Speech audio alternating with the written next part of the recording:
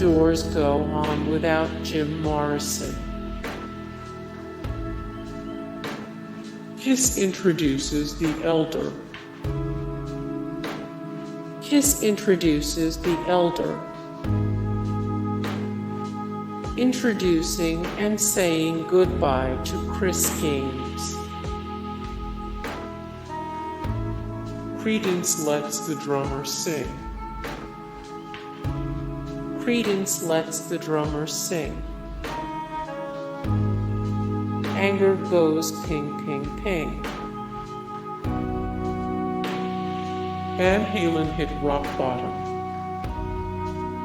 Van Halen Roman 3 1998. In between an endless carousel of firing and rehiring lead singers David Lee Roth and Sammy Hagar, Van Halen hooked up with former Extreme lead singer Gary Cherone to cut Van Halen Roman 3.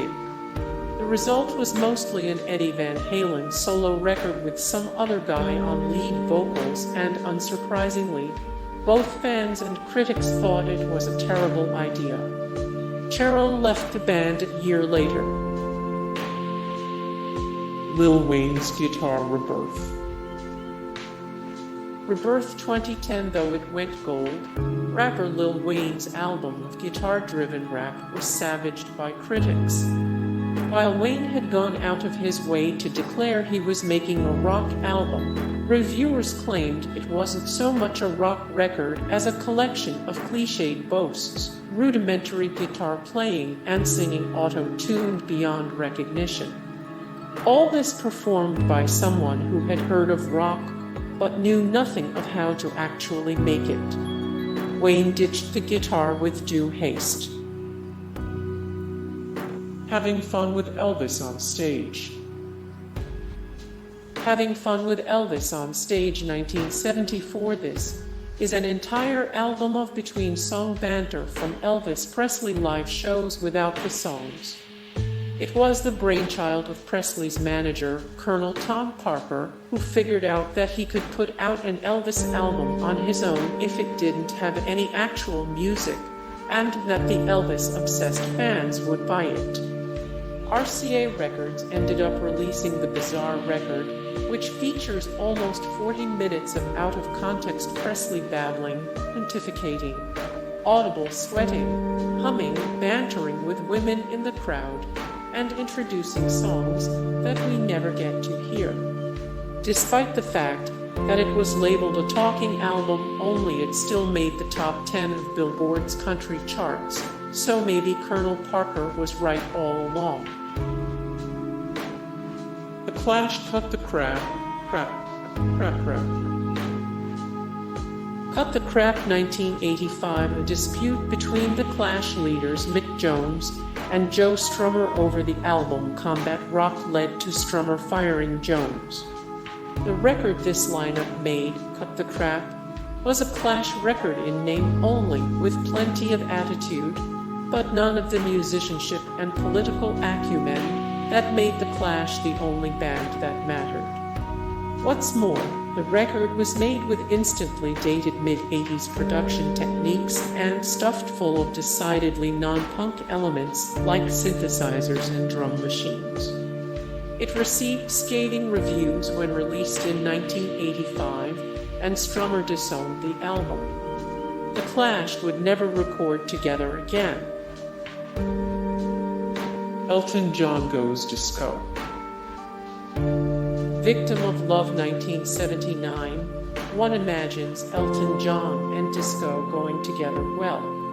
They did not. John's brief foray into the genre with this album was a disaster. Less than 40 minutes long, it features no original songs by John and his longtime writing partner Bernie Taupin, nor do any members of his longtime band play on it. Instead, it's a disinterested John marking his way through uninspired disco tunes along with a shockingly bad version of Johnny B. Good.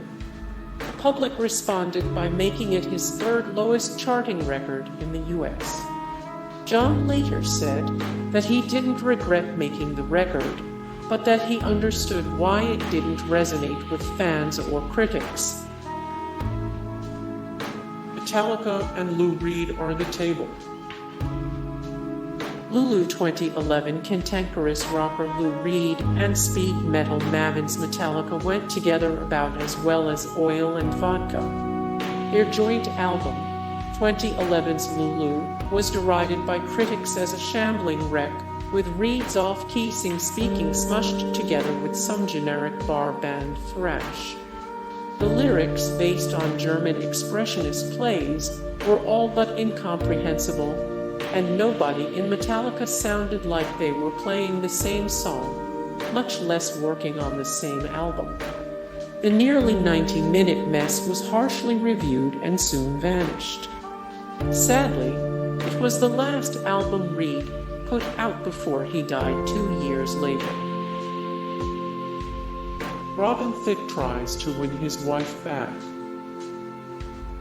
Paula 2014 Robin Thicke followed up his monster 2013 hit Blurred Lines with a very public split from his wife, actress Paula Patton. A seemingly heartbroken Thicke quickly cut the album Paula, a shameless attempt to win her back through R&B schmaltz and public begging. Both the relationship and the album failed. Paula sold a fraction of Blurred Lines, and Paula Patton filed for divorce from Thicke a few months later.